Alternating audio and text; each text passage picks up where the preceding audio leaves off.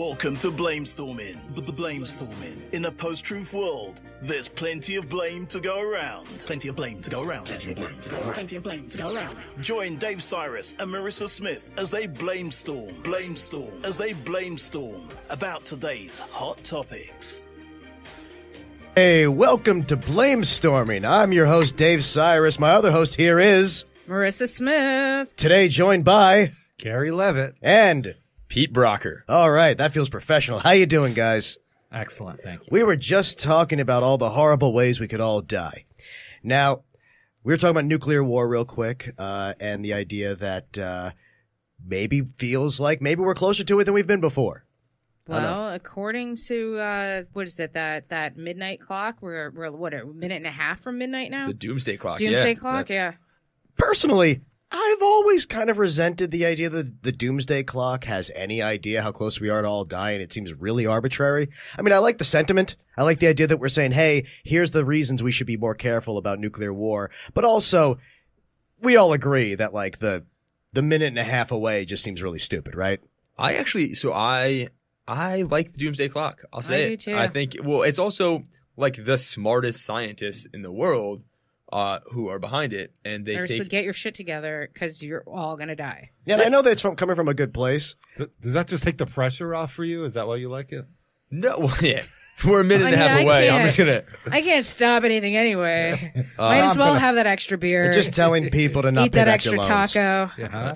I'm gonna have that extra cake. Screw your student loans. Don't quit smoking. As though they could pay them off in the first place. Your watch is Like just that. the countdown clock. But I feel like I'm kind of like, I don't know, maybe I'm like pessimistically optimistic because I still do the same thing, like screw everything, we're probably all going to die. But at the same time, I took out cancer insurance. So I'm just like, maybe I'll live through this. There's a thing called cancer that's insurance. Yeah, super specific. I do have cancer insurance. And I have a rider for like exotic diseases.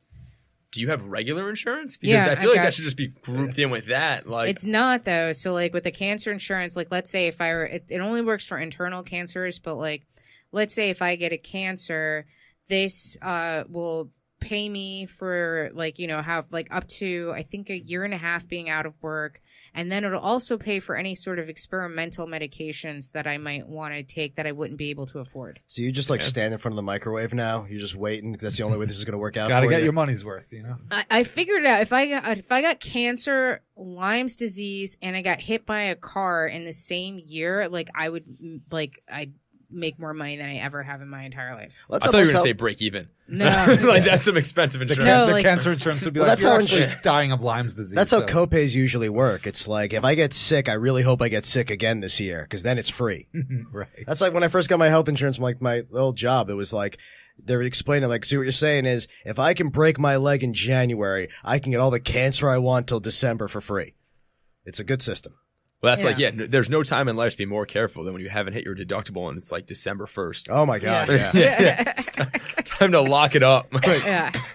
But yeah, no, I've got like accident insurance. Like, yeah, I'm the most. You worry too much. So you're Marissa. I'm like, very concerned about the immediate future. It's got hypochondria insurance. it's probably in there. No, it was like super cheap and like. At my job, there was like we had like a few people that ended up with like brain cancer, and then like after the last one with brain cancer died, then they started offering us cancer insurance that's like literally the cup of coffee like a week. And so like it's like my cancer insurance is probably like $10 a week extra, and Oh I'm my just God. like, There's no way this is a real insurance. Wait a minute. Why are so many people? Where do you work? Are you working at like a nuclear power plant? And no, I work in Connecticut, but like we had 4 people with brain cancer like in my office, and I think only 2 of them died. But like, The problem is the office. This is not a series of Maybe there's coincidences. some rays going around there. Though I do want to say I am happy that as a black person in America, you're this sure you're going to die of natural causes. Oh, He did it pretty quick on this episode. Yeah. that was, It took him like 10 minutes last episode.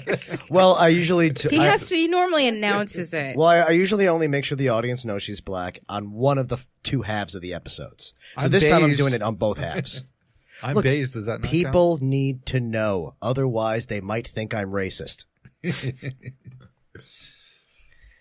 They already know I'm your only black friend, Dave. Yes. Oh my God, you guys are friends. I mean, for the show. In We comedy, should be it's, friends if she were white. It's a nebulous thing in comedy. Oh no, we would have been friends much earlier. Now, I have a question for everybody. You're a lawyer. And of course our other guest is here to replace a lawyer. So let's pretend you have some I sort of play a degree. lawyer in real life. You've heard of people talking about ICE. ICE is a big story right now, and some Democrats have called for the abolishing of ICE. That to me sounds like just sort of what we were saying about all politics now becomes extreme simply to be listened to, because it's not like a majority of Democrats. But it's a dumb move because it plays right into the false narrative that Republicans are spewing out, the president included, who's saying Democrats want open borders. When Democrats do not want open borders. It's essentially like saying if you want there to be police reform, that means you believe there shouldn't be police. Right, exactly. This black and white argument where people can't handle nuance. I'll play devil's advocate in this one. I kind of agree on getting rid of ICE, but I also don't think that the opposition to getting rid of ICE makes any sense. So first, I think we need to know what ICE does, right, before we can really talk about whether or not we should get rid of them. So there's a difference. There's Customs and Border Patrol, which like when you come in through from Mexico to the U.S. or through JFK, or you ship something from China, they're the ones that deal with it. They're the ones on the border, standing guard, saying like, yes, no, give me your kid, whatever the case may be. Then there's ICE, which is like the investigative arm, which operates internally in the U.S., nowhere near a border, and says like, hey, you're living a nice life in Philadelphia, working and being responsible, raising some kids. Come with me. I'm going to ship you back to a country you've never seen. Right. And so ICE has a much different mandate. They do occasionally work near the border. They don't have to work at the border. They're the ones internally who investigate standing deportation orders and things like that and try and kick people out affirmatively who are already in Indiana. They're like the bounty hunters of Border Patrol. Yeah, So, they're like, the, ICE was involved with capturing El Chapo. Really? Yeah. So that was Sean Penn. I feel like that might just be Like- because No, he was trying to escape on a block of ice that they. well, I knew the DEA was, and the military is actually very involved in Latin America generally and things like that. But the exact problem is that you're bringing up is just on the very basics of the What do optics they of do? it. It's what these Democrats are talking about is replacing ICE. Well, I think With what they're talking about is just merging the responsibilities of ICE with the Department of Justice, which I think it makes sense. I actually have a huge problem with ICE and with any specific role law enforcement, eviction police, immigration police, because what you get is this weird incentive to overplay your hand. Then now they have to justify their existence based on this one metric, and if they do their job really, really well, they don't exist anymore. So like, So you're against traffic cops. well, no, because traffic cops are usually just They're within the They're reporting to the same person a beat cop is reporting to I up the see. chain. It's not an entirely different. Its Organization. Yeah. So, Okay. and I think that if you look at it, like we're actually experiencing, and we have experienced for the past decade, some of the highest eviction rates in history in this country, higher than the Great Depression, because during the Depression there were no eviction cops. Right. And try and get like Patty O'Sullivan, who was absolutely a cop in New York City in 1930. I'm going to say it. They all had accents. Try and get him to evict somebody. He didn't want to do it. That's not why he signed up. And so when the neighbors rallied, he would walk away. Eviction police, they're like, oh, it's Tuesday. This is all I do. Right. ICE is a very similar mentality, I think, of like, It's the end of the month. I got to hit my quota. and it turns into the enemy. If you're an eviction cop, the enemy is the tenant. If you're an immigration cop, the enemy is the immigrant. Right. If you work for ICE, you're a hammer, and every brown person is a nail.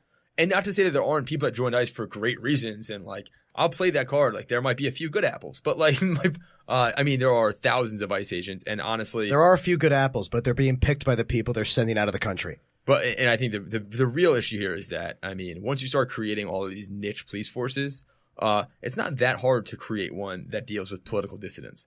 And at that point, like that's a problem. We already have in this country prisons, CMUs, which nobody talks about and nobody really knows about. So what is the CMU? It's a political prison. You're there because you're basically a high value prisoner, but in reality, it's because you're Muslim. What does it stand for? What is that? Communications Management Unit. And what it is you just don't have contact with the outside world. Are those all outside of the United States? Are those No, black? those are it's internal at supermax prisons or maximum security prisons run by the federal government. There's only 2 or 3 in the U.S. They have the last time I saw anything about it, there were like 600 or 700 people in there, and they do have white inmates in there, like eco-terrorists and things like that. That's nice. But they're called even the guards at the prisons will blatantly refer to them sometimes as just balancers. They're there so that the charts don't doesn't look bad. They have to have a certain percentage, so they don't sway the statistics. And they'll just cycle them through. But yeah, so that is a true political prison right there, and they already exist. So to have, and they're not black ops; they're just run right here. No, they actually, in enacting CMUs, they broke the law. There was a specific procedure you had to go through to enact something like that, and they did not do it. There's been no oversight of it, and there's been no call to reform it because out of sight, out of mind.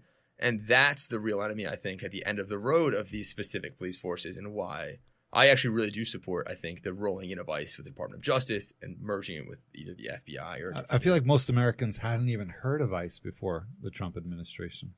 I think they all still thought it was INS. Right. Yeah, INS was like, that was a pop culture reference that I grew up with. It was like, oh, it's the INS. So what's the difference between INS and ICE? INS was there's a huge reshuffle under Bush. I think it was under Bush. Of the federal bureaucracy. And one of the things that happened was that the INS was essentially done away with, and CBP and ICE were created with their new mandates, which nobody still understands. Which is why you have things like apparently ICE dealing with El Chapo, even though that would seem to be outside of their mandate. Right. Because they're the immigration police kicking people out. So bringing in a Mexican national to be tried for crimes would seem to not be within their gambit. But that's my 2 cents on why I do like the idea of getting rid of ICE. So that's the problem, is that it's not that getting rid of ICE is something that we shouldn't be talking about. It's that we have a president who doesn't really engage in actual discussions about politics. It's entirely about optics and about whatever he thinks the people who know the least about the issue will agree with. So he hears, that's why he uses MS-13 constantly as this example that every single person who enters this country illegally is essentially responsible for all gang violence. I mean, Trump's coalition, Trump's real base is the hatred of brown foreigners. I know that's a really simplistic way of saying it, but it kind of is. Instilling fear. Yeah. It's about... I kind of agree with that. I do think that there's a square rectangle issue here, because I do think that you can support Trump and not love some of his messages on like the racism and misogyny, because again, I know we were talking about it a little while ago, just the abortion issue. I think really there are so many single issue voters out there who vote Republican because of the abortion issue. But at the same time, guns. If a lot of people are voting just because it's either fetuses or guns that they feel are more important than, everything else, every other issue they could talk about. And they don't like identity politics coming from the left as well. But I think I do think that if you are racist in America or you are misogynist in America, you are Republican. Yeah, but I also feel like that's an identity. I think that the right is constantly saying that they're against identity politics, but their whole political spectrum is based on their own identity of either being religious or white nationalists, or that they're conservative fiscally or whatever, which is their own identity. Identity politics isn't something to be celebrated, but usually when people say how much they hate identity politics, what they really mean is they don't identify with other people. What they mean is, I hate the fact that I lost the culture war. And the Republican Party banked on a culture war that they lost spectacularly with anti-gay, anti-black. They relied on the Southern strategy. They relied on a lot of things that did not work. And now they are finding themselves trying to completely reimagine the party based entirely on worshiping one of the worst pieces of shit in American history. Yeah, Democrats have no message. And I don't agree with that, but sorry, go on. I think one thing that they should do is kind of showcase somehow, and unleash some sort of marketing campaign where you showcase all these kids that are shooting up schools. They're all white kids. The face of a terrorist is always a brown Middle Eastern person that looks like me, when it's really white people that are shooting up schools. Wait, did you just call yourself brown? Sorry, and Middle Eastern. Yeah, I thought you were Italian. I've been removed from an airplane before. I was going to say Lithuanian. Because you were Trump. I was going to say you look Lithuanian at worst. Yeah, I look whatever you want me, whatever you see. I'm like kind of a chameleon that way. But I have been removed from a plane because the flight crew, quote, didn't feel comfortable flying with me. Did you have your pants on? What else happened on that flight? Yeah. Word of advice: do not read the Quran on an airplane. Wow. While on shrooms. Yeah. Yeah, but I don't know. I do think the Democrats have no clear message. I think the problem with that is that you can't have a clear message unless that message is some sort of catastrophic break from modern society. The problem is the message has to, the only message people respect is something completely different than the world you have. So if you think that Obama's America was kind of in the right direction, they're basically saying, I'm too bored to be happy with that. Wait, I think here's the issue with the Democratic Party, right? Mm-hmm. Democrats are telling people to read Time magazine, and the Republicans are saying, hey, I have porn. It's a race to the brainstem. Like the Republicans are saying fear, hatred, anger. Boom, you're my party. Right. Democrats are saying, wait a minute, inclusion, like happiness, success. And people are like, wait a minute, I can just jerk off to the fear and anger. I don't need this shit. This is like it's reptilian. It's trying to take advantage of your reptile brain. Sensationalism. They're trying to drag us back into caves. And that's why Donald Trump does, I actually tend to think that he might not be as dumb as I always say he is because he is so good at just cutting through the issue to that core kernel of what is going to scare and anger people in my camp. I wouldn't call that intelligence. I've met him. He's like a fucking toddler. He's so. Did you meet him? Yeah, he is ridiculously stupid. He can't even have a basic conversation. All right, you got. And I can't tell that much of the story because of NDAs. But I actually recently had a conversation with someone else who knows someone who is about to. Either someone who just left or was about to leave the White House, and said the dangerous thing about him is I've had arguments with people who didn't know. I've had arguments with people I disagreed with. I've never had an argument with someone who didn't know what they were saying. Right. Exactly. Wait, did you sleep with Donald Trump? No, I wish. Believe me, I would have. I would have taken that for the team. He's not concerned with facts. He just throws stuff out there. But they were saying that it's not even that. It's that he doesn't even know what he's talking about, and that he argues just as hard as someone who does, and that it's impossible to even. You can't really have an argument with him because he doesn't even understand what he's saying. Exactly. Well, that's the entire right. That is how he has captivated his audience. And that's the strange thing is because the right has such a short memory. Because I was just listening to this this segment on MSNBC, and they were talking about how he ran like back in '99 under like Ross Perot's party, and so he was talking about Buchanan, and he was saying how Buchanan was a Reform Party, and that like Buchanan was racist and he was sexist and he was against the gays and he was against the blacks, and he can't believe anyone could possibly follow someone that was so divisive and was like trying to like divide voters so much, and like you actually believed him when he said that he thought that Buchanan was wrong for saying all these divisive and disgusting things. He also said they were wrong for having David Duke part of the party. Right. He also said he has the best steaks ever created. And he says his hair is real. But, you know.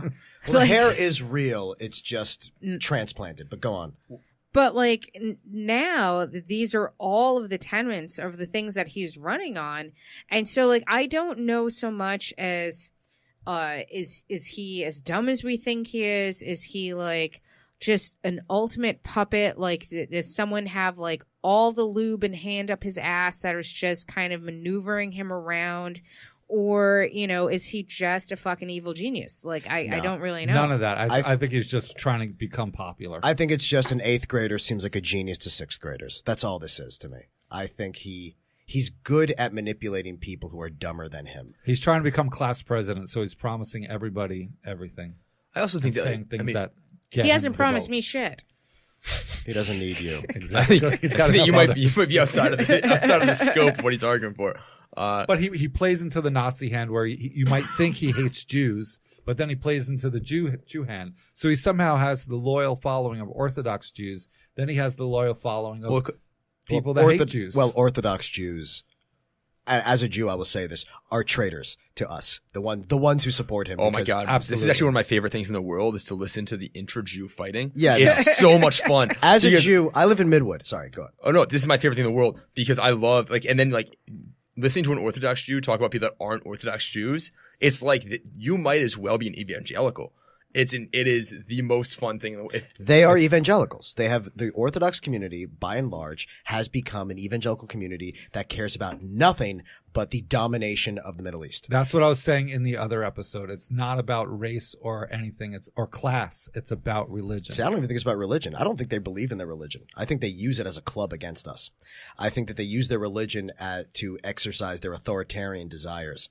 Well, that's all religion. I mean, all religion goes back to the in and out of just, again, like the reptile brain. Like, give me my in-group. I want my in-group. You're my out-group. It's the opiate of the masses. In 1960, the Jewish population of Midwood, Brooklyn was so liberal that John F. Kennedy was considered too conservative. Jews used to be liberal.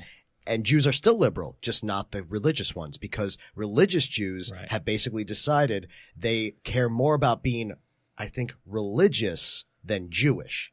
Because they side with the evangelicals who can't wait for them to all die in a fire in Israel when Jesus comes back, which is why they want Israel to be in control, want the Jews in control of Israel. I think at the end of the day, it's not even about the religion anymore. They just like this world of control. But they love the fact that Trump is supporting Israel. And Obama, unfortunately, lost the support of Orthodox Jews because he wasn't on Israel's side no matter what. But he talk about Donald Trump not knowing what he's doing.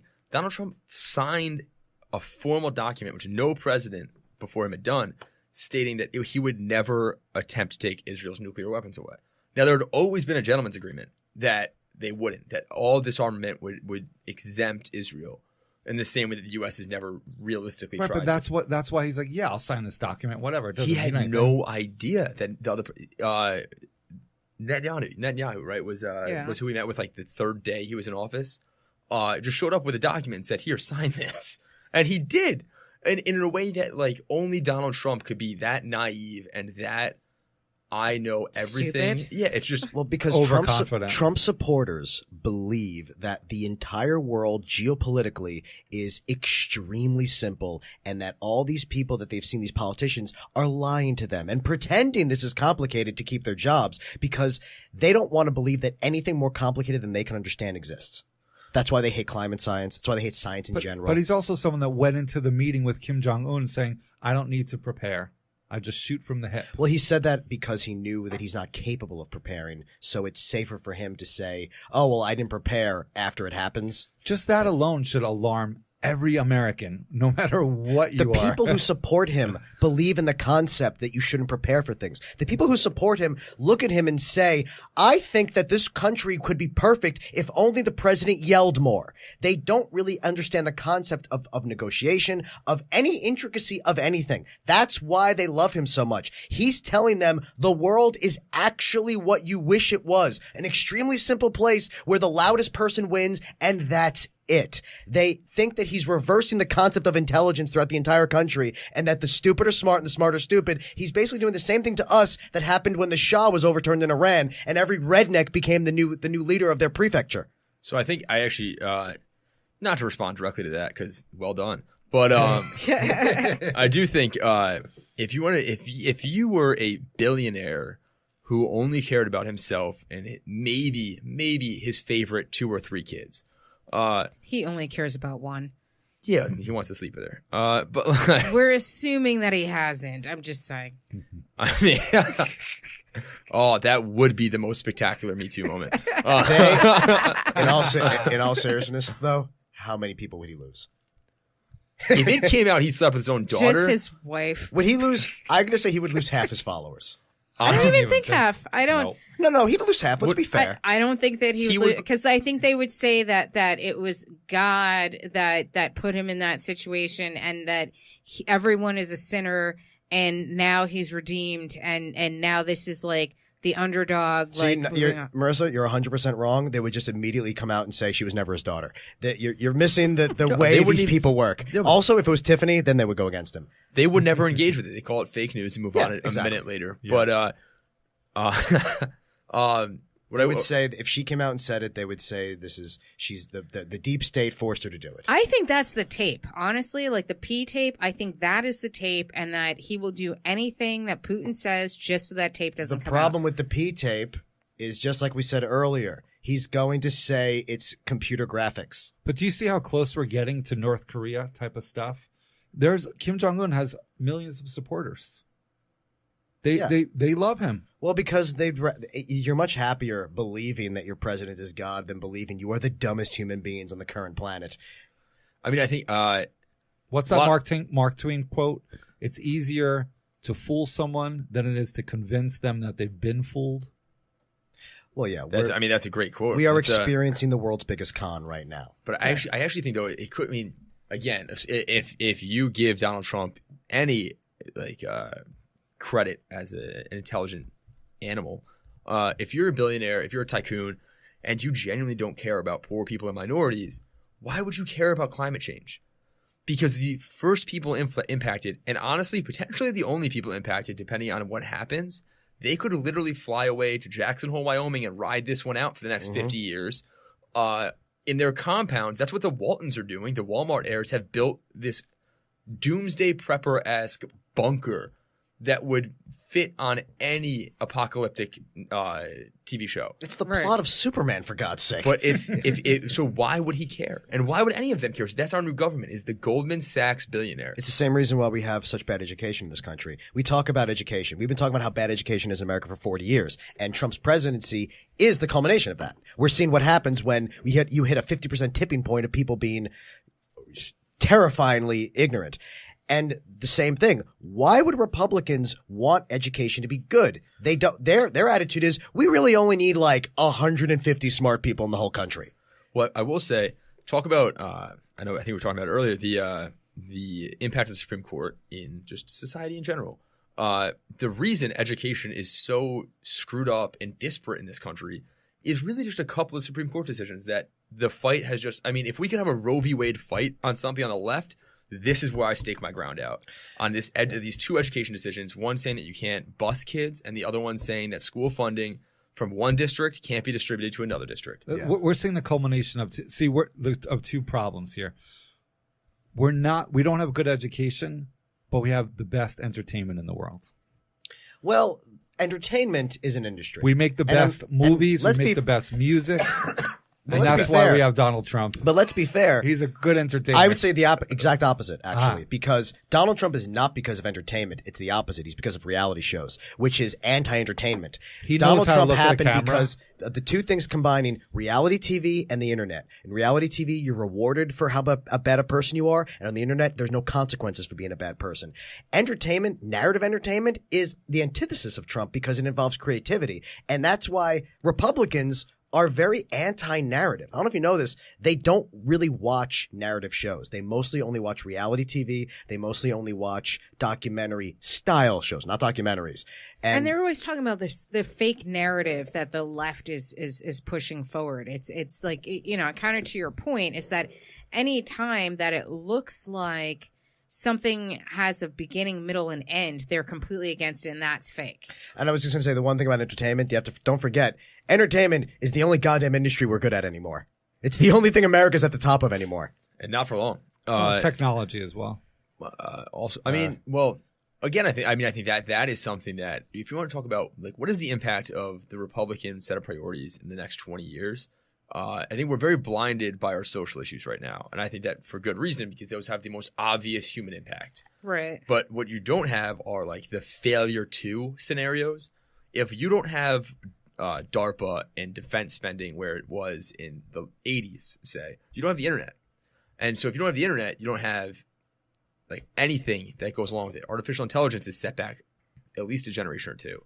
I think I might be okay with that, though. It doesn't even matter. It doesn't even matter if you have the internet, because all these Trumpers have the internet, but they don't research on their own. They still just regurgitate what. But the internet made trillions of dollars. Is the point? And my point is that so like if you don't have that R&D funding from the government, because all they want really the federal government to do, if I understand the Republican ideology correctly, is make sure poor people stay poor and shoot a whole bunch of foreign people. Yeah. That's really all. They just want a military. They don't want social programs, even though they benefit them disproportionately. They don't want distribution of interstate taxes, even though, again, disproportionately benefits red states. They don't want all of the things that are helping them. And so if at the end of the day, all you have is a bunch of F-18s and F-22s, what does that leave out? What kind of medical funding is being pulled? But this is how short-sighted and dumb humans are, because now you can never take Social Security away. Well, People say It's Republicans- going to happen, though. Republicans love Social Security. No, but what you can do is privatize it into oblivion.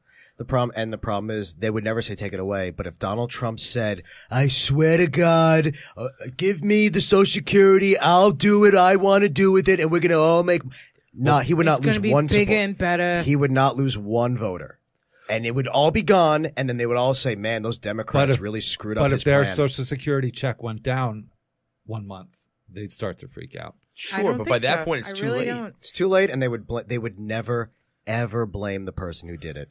They would say that they were taking one for the team, that they were making an investment in the future of America, and that this was a sacrifice that they needed to make for the country. I don't think that I really truly don't think that if the Social Security went down, that these Trump voters would they would be fine with it. They I don't really think they'd be believe fine with anything. it. They don't believe anything negative about him. But no, I think that's even bigger than that. I think even in the absence of Trump, right? Say we're fast forwarding 15 years and Social Security's gone. And Trump's still president. Yeah, well, It's no, going to be gonna like Don Jr. Exactly. But no, I think if you fast forward and then what happens when people are confronted with an unexpected crisis is not that they suddenly become open-minded, right? You never find your new ideology because in the middle of the worst moment of your life, like, oh, I finally reached across the aisle. No, they double down on conservative viewpoints and say the economy is not strong enough to give me a job, give me more conservative policies because I need a job. So cut corporate taxes, cut more social programs, give me my job. Yeah, and the left and the right never has a come to Jesus moment, even though like we're both asking for the same things. Well, it's even worse because the right will always have this nasty feedback loop that their own self-created crisis creates more fuel for conservatism and more anger and like rage towards foreigners taking our jobs and whatever else that is. I think Right, we're and facing all the something fruit is new. rotting, even though all these Mexicans were taking these jobs, but apparently no Americans wanted to take these jobs because the avocados are all rotting. Now, and That's to a be crime. fair, I think that could be fixed by better minimum wage laws. But I also don't think that we should be trying to brutalize every Mexican who tries to enter the country either. But those are more complicated issues. I want to get into a Civil War discussion, but keep going. Sorry. No, sorry. So all I was pretty close to the end of that point though, is that I think there's this very real feedback loop that really exists much stronger on the right, which is why I think it's much harder to pull right-wing voters. Is that anytime that you feel like you're in a moment of crisis, you internally sort of retract into your in-group and into your whatever your basest moments are. And so in that moment, if you're naturally suspicious of foreigners, that's going to increase. If you believe the Republican narrative that trickle-down economics works, you're going to want more of those policies. You're not going to suddenly say social programs were actually great. And I think that's why you can kill social programs. I think that for the last 70 or 80 years, people have said you can't. Once there's an entitlement, it just hasn't happened. That's less than a century. I mean, that's not that long of a time to not have a social program killed. So I think that you can do it. There's a smart way to do it and there's a dumb way. Smart way, privatize it, and then you don't fund it. And then eventually it just dries up. Once it becomes like this amount of money that nobody cares about, it's gone forever. And they don't complain about it because you just change it to, well, we wouldn't need it if the liberals would let us enact more of our conservative policies and get you a job, Bill. Were they able whatever. to get rid of the law where health insurances can deny you coverage if you have a pre-existing condition? They could not get rid of that from Obamacare. You're saying, the House only voted on it like 47 times. Exactly. So- No, but even when Trump took over, that was the one thing they couldn't get because everyone sees that And they're that's desperate. necessary. They're desperate to get rid of it But because But they can't, like Social Security. There's a couple of things that But Social Security doesn't have the benefit of having sick children as its poster child. Anytime you see a kid and say, this kid has leukemia, he's getting his treatment because of Obamacare, it's very difficult to argue against that. But Social Security, pull out the most derelict-looking person in the world and say, this is where your money's going. But Social Security is really about the elderly. So this 80-year-old guy who's slugging Bud Lights on his trailer porch, I mean, it's very easy to paint Social Security in a negative light in a way that it's very difficult to paint pre-existing conditions. Also, everybody can see themselves having a pre-existing condition. I don't know a single person that expects to be on Social Security. maybe it's the second beer, but I was super optimistic on the first episode. And now this episode, I'm like, I was Well, pessimistic on the other We're episode. all No. fucked. While we're on that subject, then, of your optimism, I have a Yes. question for everyone. Okay. In the Civil War, 600,000 people died. It was 2% of the population. More and more people today are expecting the possibility of us having a civil war, which does sound ridiculous when you think of it from today, but it's not the craziest thing in the world. I know that only a few years ago, Russia was predicting an American civil war, and everyone thought that was ridiculous because we didn't know what they were planning in relation to helping us get That's one. what they want. Right. That's what this has all been about. And here's a real question. I want you to picture a country, possible country we could be in if we had never had a civil war. Because, of course, all the other countries had gotten rid of slavery mostly before we did. We were not getting rid of it. This is where the Republican talking points come to. Well, Republicans got rid of slavery. Well, Democrats wanted slavery. The Liberal Party got rid of slavery before they switched in 1912. But the issue, because when the Bull Moose Party happened, they completely switched. So I know you don't. I know you know that, but it's something that just the most ignorant Republicans will I found a new form of therapy. I have Trump friends on Facebook. So instead of arguing with family, I argue with Trumpers on Facebook, and it's great because I get an insight into their whole mentality. And it's always really depressing when you realize how little they actually know, but compared to how confident they are in their point. But my question is, let's say we lived in a country right now where we still had slaves. You would agree that that is not worth the 600,000 people who died in the Civil War, right? You would agree. I think most people would agree they'd rather live in the world that we have today than a world that still had slaves, but those 600,000 Civil War fighters didn't die. 700, maybe not, but 2% of the population, or even say 2% of the population. I will say, I also think, just let me throw this super liberal talking point in the middle of this one. There are still slaves. Correct. I do understand that's a real issue. There's more slaves today than there've ever been in the history of the world. And not just like everybody thinks like, oh, sex slavery. No, like true.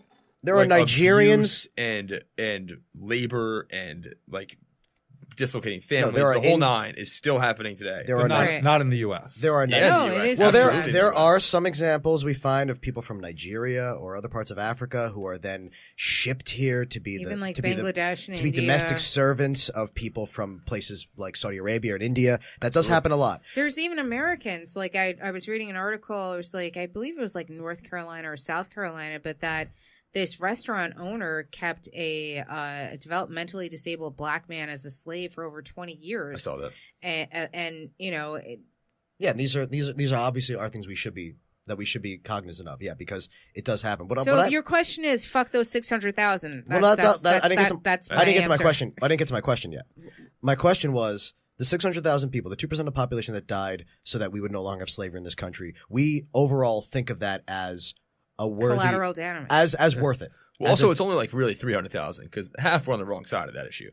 Yes. So like, I'll go 1% on this one. Like it's 1% of the population that we really lost. The other 1% kind of deserved it. But my question is, if in 150 years from now, you see America and that is an America entirely about who Trump is, where all politicians talk like Trump, all children emulate politicians like that, where our culture is Donald Trump's family, is avoiding that worth losing 2% of our population? Absolutely.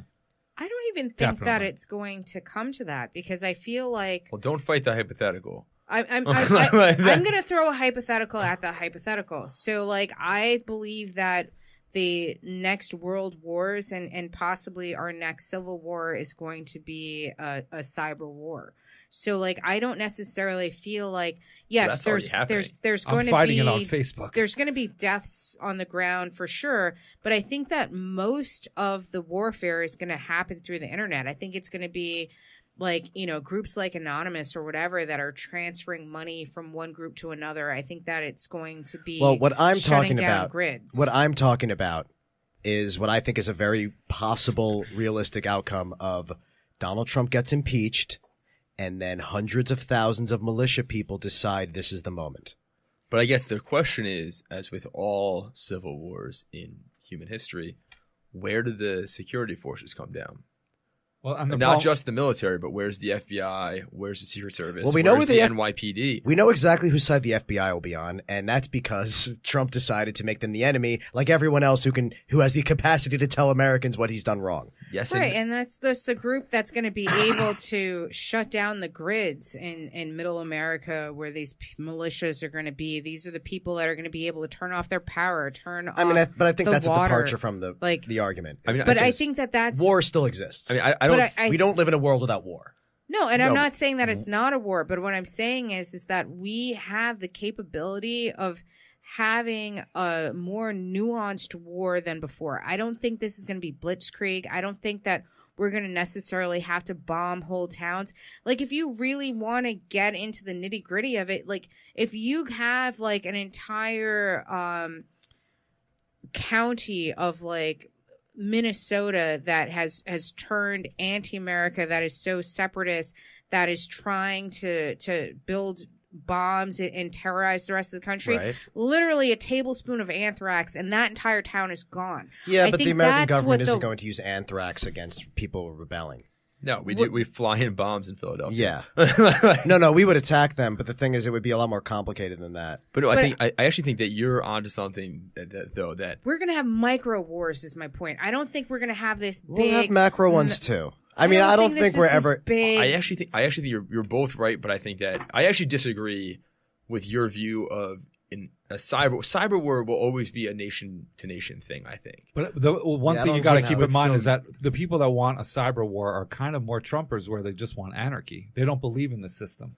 I mean, I think which is that 50% that hasn't voted that we don't know where they fall. You're not going to use a cyber war to stop an army of people with guns. But you're going to actually shoot them. But no, I think that the real risk is, I actually think the closest analog to what we are on the precipice of, which is, again, super inflated. Like, it's a very inflated argument, I will say up front, is Rwanda. In Rwanda, in the lead up, there was Radio Rwanda. And Radio Rwanda was really, in the aftermath, almost credited with the genocide. Without it, it was a but-for cause. Without it, it does not happen, was pretty much the report. Also, France. Just feel the need to call out France for just blatantly supporting the genocide. I think Mitterrand's son was running guns into the country during it. Mm-hmm. So go France and go fuck yourself. Just want to throw that out there because nobody calls him out on it. It's been 25 years and nobody said the balls. It's like they're Turkey and they committed the Armenian genocide. Of course they did. But as far as the cyber war stuff, I'm like maybe 4-6 years ago, liberals thought WikiLeaks was going to save us all. They're, crusaders of justice. Turns out they're not. They're just crusaders of anarchy. No. And it might be the same for Anonymous too. But I actually think where's Anonymous? They just disappeared. No, they're around. They're just anonymous. They're not organized. Yeah. They're not organized. I've met people as part of Anonymous. I actually had a guy from Anonymous say, "Hey, a bunch of Anonymous people are going to go protest a Scientology building. Would you come with us?" Because I was at the time a very popular YouTube guy, and they were who would go to hate groups and make fun of them. Like, "Hey, come with us. We want you as Brick Stone to come." I'm like, "Oh, so all of you will be anonymous." Except me. No thanks. Yeah, I'm not going to do that. I'm going to stick with hate groups, not Scientology. Yeah. Well, they might have had a point on that one. But no, I'm not. Oh, no. Don't get me wrong. I'm not saying you shouldn't protest Scientology. I'm saying I'm a lot more afraid of Scientology than the Westboro Baptist Church. I'm afraid of both. But where I was going with it is that I think that the most likely... I actually think that my initial question about the military and the security forces really is definitive in most revolutions, but in all revolutions. I think that what we're on is not that. I think what we're on is private, individual to individual violence erupting in a very chaotic and sporadic way, in the way that you saw in Charlottesville, where just all of a sudden a guy decides to mow down a crowd. And I think that's what we're heading towards. And I think it's going to be pretty one-sided, honestly. I think that. But let's say all the people that signed up to protest in Charlottesville, they I can't remember whatever on the right, whatever the umbrella cause was for that. Let's say that I was a hacker and I was able to get that list in advance of all the people that had signed up so that they could legally protest in that. and I went and I transferred all of their money. Now they can't get gas to drive there. They can't pay for they can't get their tiki torches. They can't get the hotels. They can't get the airfare. If I were able to get that list in advance, let's say, because they needed at least a month's time, and I'm just like, oh, you know something? These guys are all Nazis. Fuck these Nazis. I'm taking their money. This is the kind of thing that I'm talking about, the cyber warfare. But we don't live in a world where that replaced war. But yeah, so I'm confused, by the way, about who would be doing that. Because first of all, I think that if we're living in a world where that's just happening, that's kind of the worst case scenario. Because now nobody's using banks anymore. Yeah, we're just hiding money in our that's the destruction of the monetary But I feel like we're kind system. of already like to that point. No, we're not. Like, we're not at the point where banks don't exist anymore, and then everyone's just stealing from banks. No, I think that we're to the point where everyone is stealing from everyone. Because I feel like I know my identity has been stolen. But you get it back. But there's a rise of Bitcoin. There's not like Chase is like, we lost it all. Like this is a nuisance. What if Bitcoin replaces banks and fake news replaces news? Well, yeah, but these are all we're not that these far. Are giant departures. Yeah, but from, again, reality. yeah. But then, what if porn replaces relationships? Yeah, like that. I mean, I mean, we're there. Like sex robots replaces. But I'm just saying, it seems like a really weird kind of just departure from the argument. Like talk about a science fiction possibility. I don't really. But think we are that closer. It is, though. We are closer. I don't think that it's that. I don't think it's science fiction, but I also don't think that that's. I feel like. I feel like the people that are kind of like moving forward the most right now are these. We as a society are moving away from any sort of interaction one-on-one. We can't talk to each other in public. That's why we have dating apps like we have Uber because you don't want to actually talk to a driver of a taxi. I think that we're going to get to the point where even our warfare is going to be so removed that we're not going to have to interact with each other. It's just going to be about stealing each other's shit. But I think that only works outside of the U.S. Because I think that I agree with you. I think you could do it inside. That's like saying that police brutality will no longer exist because of technology. Like people will still kill each other. And just to be optimistic, but like on also like now that cops are wearing video cams, like not that it's stopping, but at least we're proving it's happening. Whereas 10 years ago, you couldn't even prove that it happened. If you said that police brutality was a problem within people of color's communities, people were like, no, that doesn't happen. What are you talking about? Now we're like, look at this fucking video. This guy just shot him and he didn't have a gun. But I mean, I think that we're getting closer to that. I've never heard of anyone saying that technology is going to eliminate physical violence. But it is. It's already, that's the cyberbullying is eliminating physical violence. It has not had an effect of reducing wars. But the problem with cyberbullying isn't that it's eliminated physical violence. It's just it becomes self-inflicted. And look at the popularity of podcasting. All of a sudden, people are getting together and talking for much longer and more in depth. As long as there's a microphone in front of us. Even though we're talking for much longer, we need to talk for much shorter because Caleb's telling me get the fuck out of here. But before we all go, where can everyone follow you on social media? Where can they see you next? I'm going to start with you, Dave Cyrus. You could see me at New York Comedy Club on next Sunday, the 14th, and I'll be around other places. Dave Cyrus, Cyrus. Pete. Pete Brocker. I am bouncing around all over New York. Usually you can find me if you check out Broadway Comedy Club. I'm there occasionally. And otherwise, just look around for Pete Brocker. Gary. Best place is Gary Levitt. Anywhere on social media, GaryLevitt.com. It's just Gary Levitt. Follow the show on Twitter at The Blame Storm. Follow me on Twitter at Marissa Smith.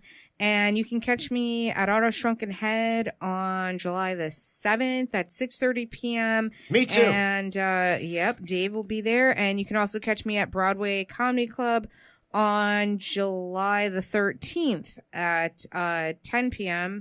Me too, right? And Dave's going to say me too.